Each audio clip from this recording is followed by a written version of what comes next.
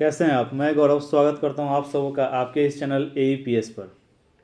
आज का अपना ये टॉपिक है F7 का, यानी कि इससे पहले F6 तक का मैंने आपको बता दिया है और उसका प्लेलिस्ट का लिंक मैंने नीचे डिस्क्रिप्शन में डाल रखा है। आज हम पढ़ेंगे गणित का शिक्षण शास्त्र। इसमें कोई HK करके है, उनका नाम मुझे नहीं पता, उन्होंने कमेंट किया था कि सर आप F7 में गणितीयकरण, क्षेत्रफल और धारिता, इस तीन चीज़ को एक्सप्लेन कीजिएगा। तो क्षेत्रफल और धारिता आपके इस क्वेश्चन में मैं वहाँ पर आपको एक्सप्लेन कर दूंगा और फिलहाल अभी मैं आपको गणितीयकरण कर बता देता हूँ, फिर मैं आपको आगे यहाँ से बढ़ूंगा। क्लियर है? तो चलिए, सबसे पहले बात आता है अपना, ये भी आपका 35 मार्क्स का है, गणितीयकरण होता क्या है। ठीक, देखिए गणितीयकरण कहने का मतलब हो गया कि जिस इंसान के अंदर में गणित का समझ हो, यानी कि इसको हम लोग बोल सकते हैं कि गणित की समझ संसार को समझने, महसूस करने और घटनाओं की व्याख्या करने योग्य बनाती है। जिसको गणित के बारे में आइडिया है उसको उसके पूरे दैनिक जीवन में ही गणित है। ठीक, गणित शिक्षण से बच्चों में गणितीय सोच की विकसित होती है। विद्यालय गणितीय शिक्षण का उद्देश्य बनाकर ही बच्चों को गणित सिखाने के लिए जोर देता है, ताकि वो अपने दैनिक जीवन को और अच्छे से संयम रूपी के साथ जीना सीखें। ठीक, तो बच्चों में जो गणित का विकास होता है, जो लॉजिक समझते हैं, उसी को क्या बोलते हैं? गणितीयकरण। जो बच्चा ये सब कुछ समझ गया उसको हम लोग क्या बोलेंगे कि बच्चों का गणितीयकरण हो गया है। क्लियर है? अब गणितीयकरण का कुछ उद्देश्य होता है, जैसे कि इसका कुछ वैज्ञानिक उद्देश्य हो गया कि जो बच्चा का गणित ज़्यादा अच्छा होगा तो लॉजिकल ज़्यादा सोचेगा, उसका माइंड ज़्यादा फास्ट चलेगा। व्यवहारिक उद्देश्य हो गया कि उसको समझ रहेगी कैसे क्या कब करना है। सामान मार्केट में खरीदने गया तो वो अपना व्यवहारिक हो गया। सांस्कृतिक, यानी कि एक सोच भी डेवलप होती है गणित की समझ से। अनुशासन हो गया। अवकाश के समय सदुपयोग, मतलब कि जब छुट्टी का टाइम हो तो उस समय उस टाइम को हम किस तरह से यूज कर रहे हैं, उस चीज़ का आपका समझ विकसित होगा। और मानसिक शक्तियों एवं चरित्र का विकास होता है गणितीयकरण से। क्लियर है? चलिए अब हम लोग देखते हैं अपना क्वेश्चन। आशा करता हूँ कि HK जो भी हैं उनको ये चीज़ क्लियर हो गया होगा। बच्चे गणित कैसे सीखते हैं, संक्षेप में वर्णन कीजिए। अब देखिए, बच्चे गणित कैसे सीखते हैं, तो गणित जो है ये अपने डे टू डे लाइफ से जुड़ा हुआ है। बच्चे विद्यालय में जाने से पहले ही उनको पता होता है कि एक उंगली क्या है, दो उंगली कितना है, कितने समोसे हैं, कितने टॉफ़ी हैं, ये सारा उनका पारिवारिक माहौल है। और बच्चे बहुत तरह के माध्यम से सीखते हैं, खेल के माध्यम से सीखते हैं, समूह के माध्यम से सीखते हैं, विद्यालय परिसर में पाठ्य पुस्तक के माध्यम से सीखते हैं। शिक्षक उसको TLM यानी कि टीचिंग लर्निंग मेथड यूज करके जो चीज़ वर्गीकरण करके दिखाते हैं बोर्ड पे, उसके माध्यम से सीखते हैं, फिगर के माध्यम से सीखते हैं। तो बहुत सारा ऑप्शन है, जिस प्रकार से आप सीखे हैं उसको आपको डील कर देना है। गणित की अपनी भाषा और संकेत होते हैं, उदाहरण द्वारा स्पष्ट कीजिए।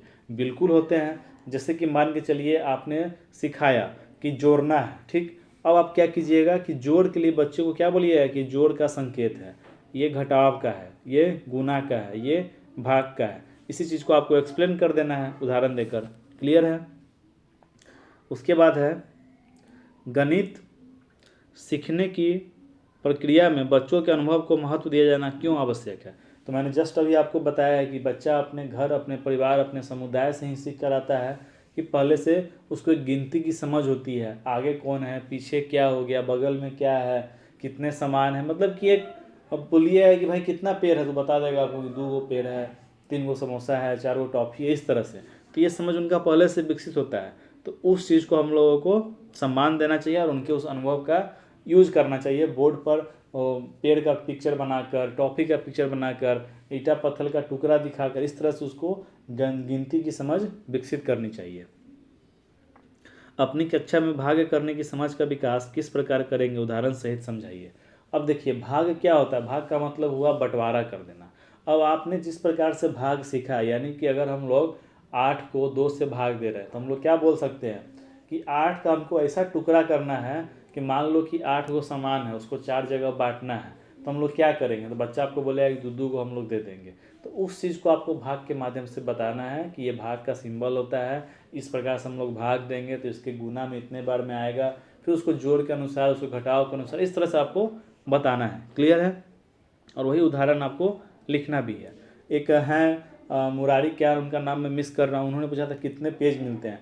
तो 20 से 22 पेज आपको मिलेगा 35 वाले मार्क्स में नंबर के लिए, और आपका 32 के अराउंड मिलता है 70 मार्क्स वाले में बनाने के लिए। आप जो यहाँ पे मैं आपको बता रहा हूँ, इस क्वेश्चन का आंसर जहाँ 75 से 100 शब्द दिया हुआ है, तो आप वहाँ पे एक पेज यानी कि आगे का भी और पीछे का भी मिला के लिख दिए एक पेज, तो काम खत्म। और जो लॉन्ग वाला है जिसका 10 नंबर का होता है, उसमें आपको 2 पेज यानी कि 2 पेज का मतलब कितना हो गया, 4 पेज हो गया आगे पीछे मिलाकर। क्लियर है। कथन, गणित हमारे चारों ओर है, अपनी राय व्यक्त कीजिए। तो आप लोग इजीली कर लीजिएगा। मार्केट में गए सब्जी खरीदना, वहाँ पे भी गणित है। घर में है वहाँ भी गणित है। बुक ले जाना है वहाँ भी गणित है। विद्यालय गए वहाँ भी गणित है। सारे अपने माहौल को आपको यहाँ पे डील करना है। संख्या में अंकों का स्थानीय और अंकित मान को उदाहरण द्वारा बताया। तो आपको तो ऑलरेडी पता होगा कि फॉर एग्जाम्पल आपका कोई नंबर है, ठीक, 7, 5, 6। 7 का स्थानीय मान कितना हो गया, 700। 7 का अंकित मान कितना हो गया, 7 हो गया। क्लियर है। इसको आपको बता देना उदाहरण के साथ। 1 मिनट, मेरा थोड़ा सर्दी और जुकाम में मेरा गला बहुत फंस गया है, फिर भी मैं कोशिश करूँगा कि आपका F12 तक कंप्लीट हो जाए बहुत जल्द। जैसा कि पर्व का भी समय है, पर्व भी स्टार्ट है हम सभी लोगों के घर में, तो आप लोग अपने समय के अनुसार देख लिया कीजिए। बच्चों में शून्य की समझ एवं अवधारणा विकास के लिए एक गतिविधि का निर्माण कीजिए। अब देखिए, हम लोग 5 टुकड़ा लिए और उस एक हाथ में रख लिए। अब बच्चों को क्या होता है कि मान लीजिए कोई भी सामान जो बच्चा को पसंद है, तो हमको बांटना है। बाद में पूछिए अब कितना बचा, तो बोलेगा एक भी नहीं बचा। तो एक भी नहीं बचा मतलब क्या हो गया, शून्य हो गया। अब बोर्ड पर पहले पेड़ बनाए, पहले एक को मिटा दिए, फिर दूसरा मिटाया, फिर तीसरा पेड़ मिटाया, पूछिए कितना पेड़ बचा, तो एक भी नहीं बचा। तो शून्य मतलब जहाँ पे कोई भी नहीं हो। अब उस शून्य के साथ में आगे में नंबर लगा के बताना, और उसके बाद में इस दोनों चीज़ को आपको अपने कंसेप्ट के अनुसार यहाँ पे डील करना है। क्लियर। क्षेत्रफल और आयतन की अवधारणा को उदाहरण के साथ स्पष्ट कीजिए। अब देखिए, यहाँ पे आपने जो पूछा था क्षेत्रफल का, नाम आ गया अपना क्षेत्रफल का। अब इसमें क्षेत्रफल भी है और अपना आयतन भी है। अब इस चीज़ को हम लोग समझेंगे। क्षेत्रफल कहने का मतलब हो गया कि मान के चलिए कोई आपका बुक है, ठीक। अब उसको आप क्या किए कि आप उसको ढक दिए, ठीक है, कोई आयताकार सामान से अपने बुक को ढक दिए, और उसको ढकने में आपको छः पीस लगा। तो आप क्या बोल सकते हैं कि आप जो उस बुक को आप ढके हैं उसका क्या है, 6 कार्ड का प्रयोग किया। तो आप क्या बोलिएगा कि इस पुस्तक का क्षेत्रफल कितना है, 6 इकाई है, ठीक। या मान लीजिए कोई कैरम बोर्ड है, उसको आप क्या किए कि स्क्वायर यानी कि वर्गाकार कार्ड से आप ढकना शुरू किए। अब उस कैरम बोर्ड को ढकने में आपको 78 या 90 आपको स्क्वायर का यूज किया गया। तो आप क्या बोलिएगा कि उस कैरम बोर्ड का क्षेत्रफल कितना है, 78 गुना है। यही अपना क्या हो गया, क्षेत्रफल, यानी कि चारों तरफ से मिलाकर क्षेत्रफल।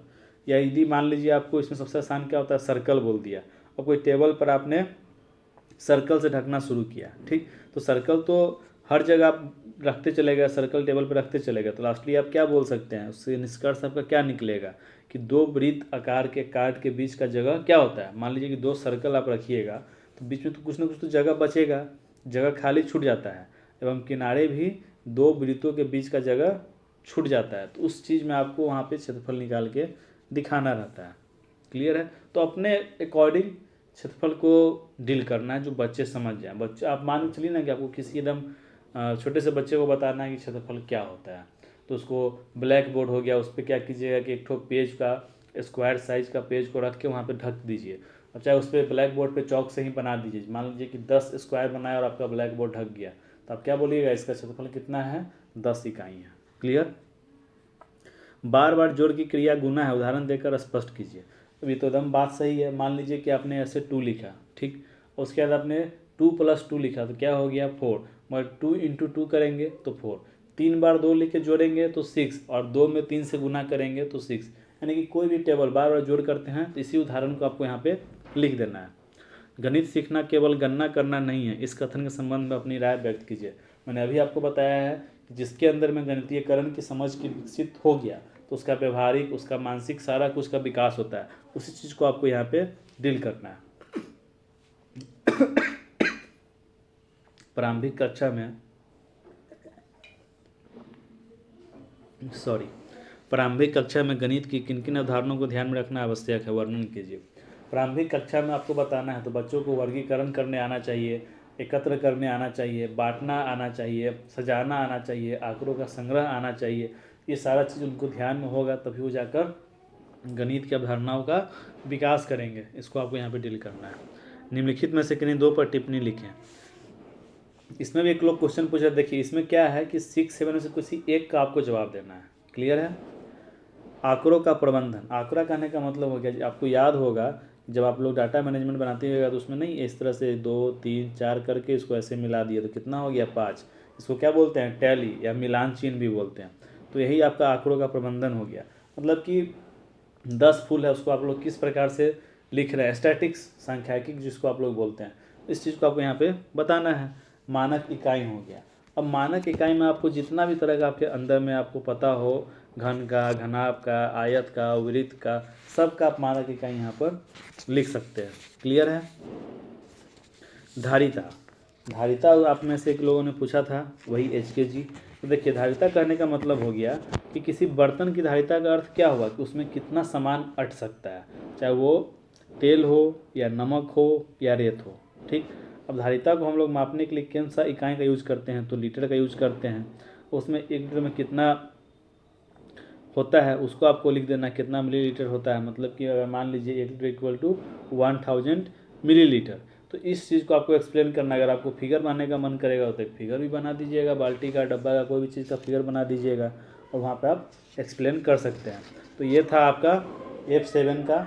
आशा करता हूँ आपको समझ में आया होगा। बहुत जल्द आपका F12 तक कंप्लीट हो जाएगा। पर्व को एंजॉय करते हुए लास्ट में एग्ज़ाम से पहले पूरे प्ले लिस्ट को देख लीजिएगा।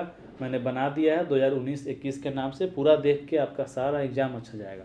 चलिए, अगर वीडियो सही लगा हो तो लाइक करें, शेयर करें और ज़्यादा से ज़्यादा अपने दोस्तों को ऐड कीजिए ताकि फ्यूचर में हम लोग हर सब्जेक्ट को डील करें। अभी तो क्वेश्चन को डील कर रहे हैं, हर सब्जेक्ट के हर यूनिट के एक टॉपिक को हम लोग डील करें। मैक्सिमम लोग साथ में जुड़ेंगे और आप में से कोई भी लोग चाहते हैं आगे बढ़कर कुछ करना, तो आइए, स्वागत है आपका भी। धन्यवाद।